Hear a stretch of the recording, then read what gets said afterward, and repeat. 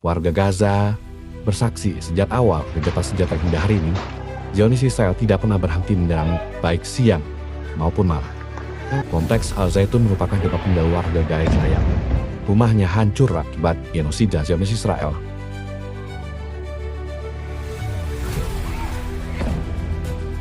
Zionis Israel lagi-lagi menggunakan klaim menargetkan kelompok kemerdekaan Hamas untuk menyerang warga sipil.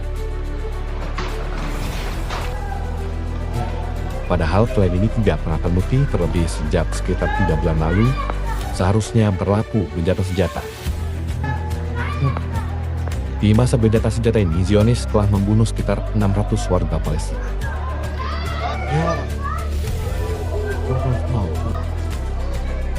أنا هي متفق على وقف إطلاق النار.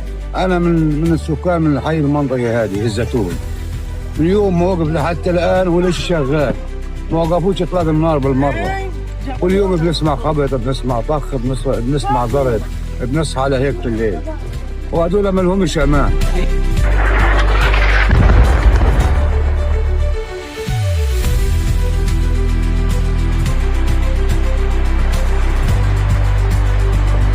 Militer Israel kembali melanggar kesepakatan gencatan senjata dengan menggempur habis-habisan jalur Gaza Palestina.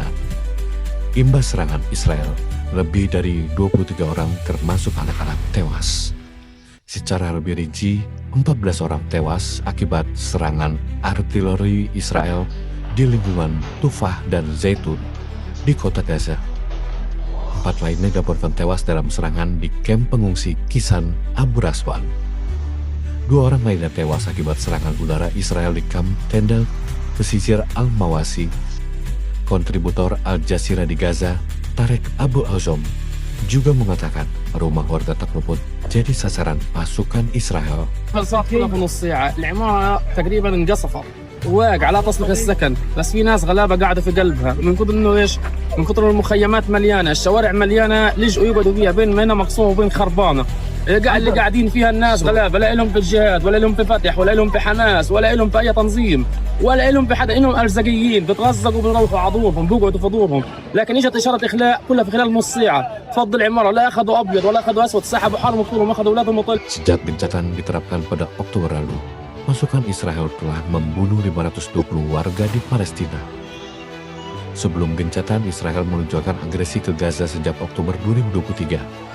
Imbas tindakan ini, lebih dari 70.000 warga di Palestina tewas dan jutaan orang terpaksa mengungsi.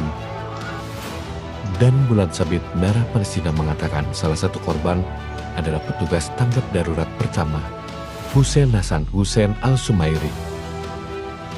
Di tengah serangan Israel yang meningkat, Palang Merah Palestina menyatakan Israel membatalkan koordinasi untuk kelompok ketiga pasien Palestina yang akan meninggalkan jalur Gaza melalui penyeberangan Rafah.